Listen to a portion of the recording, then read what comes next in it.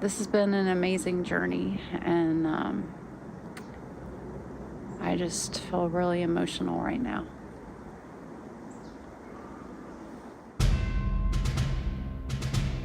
Bill McCready rolls to his right and throws into the end zone. Pete Pihos makes a diving catch.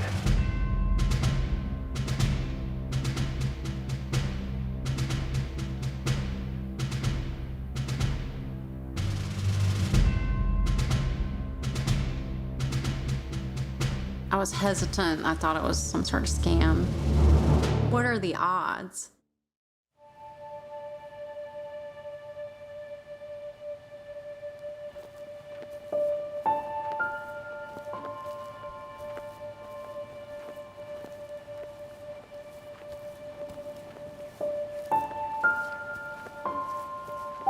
You know, there aren't that many people that remember him. They might vaguely kind of remember the name, but they certainly don't know the story. And it's an amazing story. It really is. Oh, looks good. Looks pretty. Yeah.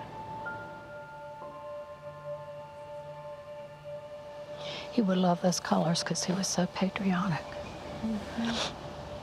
In that whole greatest generation sense, Pete Pihos represented a lot of that. He was as accomplished as a soldier as he was as a football player, and he was a Hall of Fame football player. One of the things that's really lovely about the story is that Melissa has kind of been in a quest to learn more about her father. Look, that says Pete and Goon. Who is Goon? Look at Kind of that. connect with her father. He was 51 when I was born. So that's like how I know him, from 51 and up. Oh, this is a great one. He's with President Nixon. I have the autograph right here. I'm trying to figure out, what he was like as a player and in person. When I mention the name Pete Pihos, what's the first thing that comes to mind? Somebody we couldn't cover. Steve Van Buren and Pete Pihos were my childhood heroes. When I was researching him, I wanted to go back in time to see what he was like. His parents immigrated from Greece. His father was murdered in Orlando in 1937. They had like a breakfast joint, and someone came in and hit him 15 times in the back of the head with a hatchet. And they never found the person. I just feel like it really affected him as he moved forward in his life. I think he had a lot of anger when his father died. He said he did. And I think that pushed him to be better, stronger in football. It was a way to get rid of his anger. That's Indiana. That's his all-star shirt. In 1944, Indiana University All-American Pete Pihos traded his football uniform for one from the United States Army and became part of the 35th Infantry that fought in Normandy in the Battle of the Bulge. He served under Patton. He loved General Patton. He talked about him all the time. I was born on June 6th, which is when D-Day. And so he always was like, "You're a D-Day baby," but then he would never talk about the war at all. I think it really affected him. But I did watch Saving Private Ryan with him, and we watched the first scene, and I turned to him and I said, "Was it like that?" And he said, "Yep." He did say the water was very blood. He remembers the water being just red. I asked him if he killed people, and he said, "Yep." I think he had some trauma from it, experiencing that. All you do is say, I hope today I get live through it and everything comes out right, and I hope that I take care of my men the same way. Ooh, these are little cards from Paris. Free Paris. Is that money? Yeah, there's different money. That's German. Deutsche. Pihos was commissioned as a second lieutenant on the battlefield and earned a Bronze and Silver Star. After the war, he returned to Indiana, then began his pro career in 1947 with the Eagles. It seems counterintuitive to talk about a guy who's in the Hall of Fame as being underrated, but I think Pete Pihos fits that description. when you look back at what he accomplished and what he contributed to the 2 World Championship teams. I mean, he ranks among the greatest players ever to wear an Eagles uniform. But you stop the average Eagles fan today and mention Pete Pihos, they have no idea who you're talking about. I think you can say that Pete Pihos was the first tight end because that's the game that he played. Now, no one used that term back then, but he had all the attributes of a tight end, and a great one. The tight end screen, or the middle screen, I guess they called it, was really kind of their creation. And sometimes you still see it today. That was built around Pihos' strengths. The idea was to try and get him the ball in the middle of the field and let him just run with it.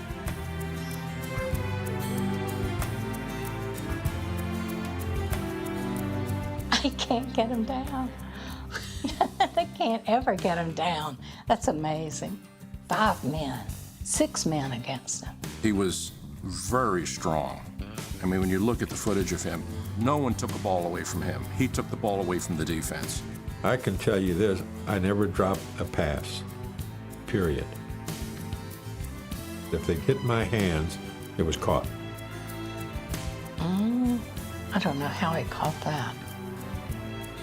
If you looked at the footage, the evidence is there. I think it is literal truth. He never dropped a catchable pass.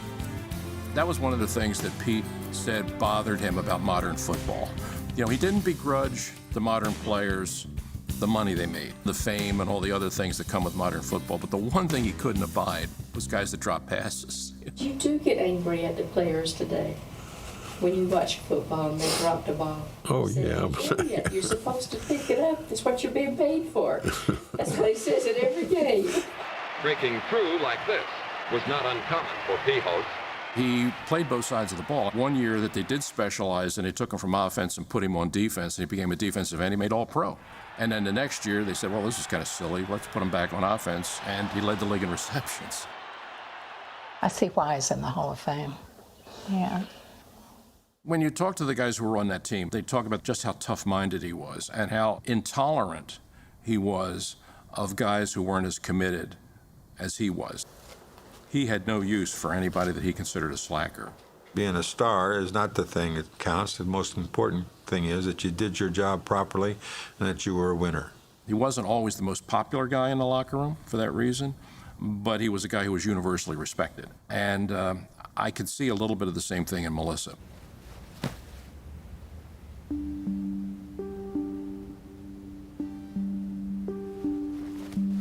I can kind of see why she's very good at what she does, because I think some of those traits got handed down.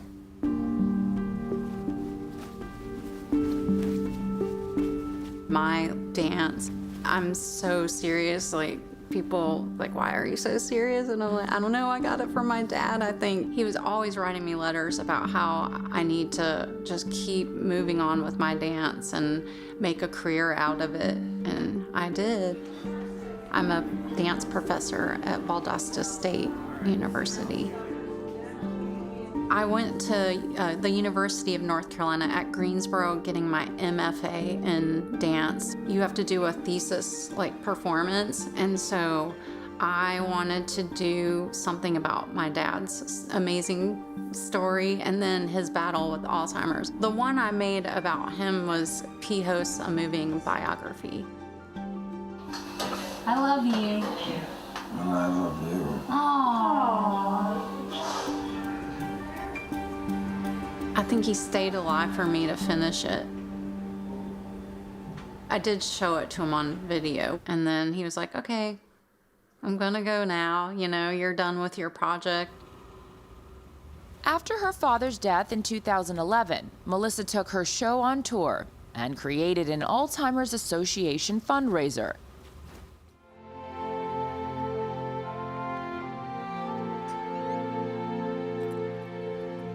In March, I got this strange email and it said, Medal of your father. And I was like, what in the world is this? Like, and so this woman, her name was Sylvette. She said she found a medal of my father in a forest in France near her house. I was hesitant. I thought it was some sort of scam. I emailed her back. She was like, well, would you like to have them? She had researched like the 35th Infantry coming through there and liberating her city.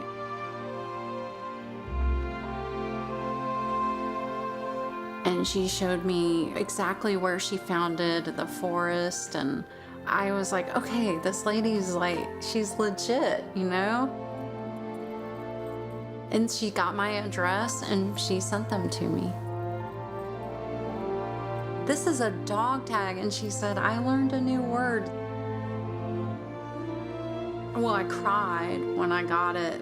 It just has this energy of history, and my dad, like, I imagine him wearing it, you know, and fighting in the war. I was so proud of him yet again, and I had worked so hard to uncover his story, and then here yet is another part of it. What are the odds? Like, I felt like this was just some sort of, he wants to be remembered in a certain way, and there's that proud competitiveness coming back out maybe from beyond.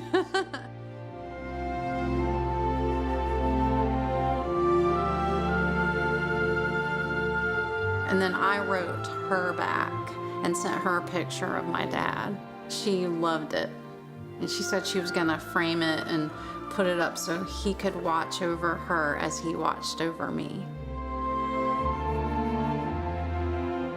I was kind of a little bit done with humanity during COVID, and that kind of also invigorated me to like, oh, there's still like great humans out there to just, you know, contact me and send me this awesome piece of history.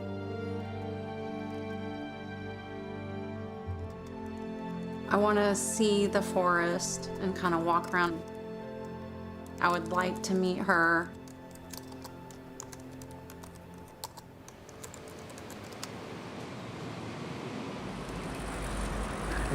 Bonjour.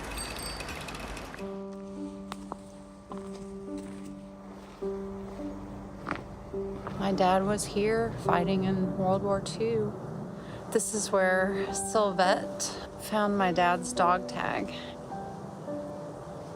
I wish Sylvette could be here, but she didn't want to be on film. She's a very private person. She just was worried about the pandemic. It was a very emotional experience for me. I don't know, I can't even think about how to describe this right now. I was happy to be there, but then also thinking about him being there fighting in a war, how scared he must have been. And then I also miss him. That's another part of this trip, is I'm reconnecting with him through this. So here's where it was found. I could feel Dad with me at all times. It just meant the world to me. He's happy that I'm doing this.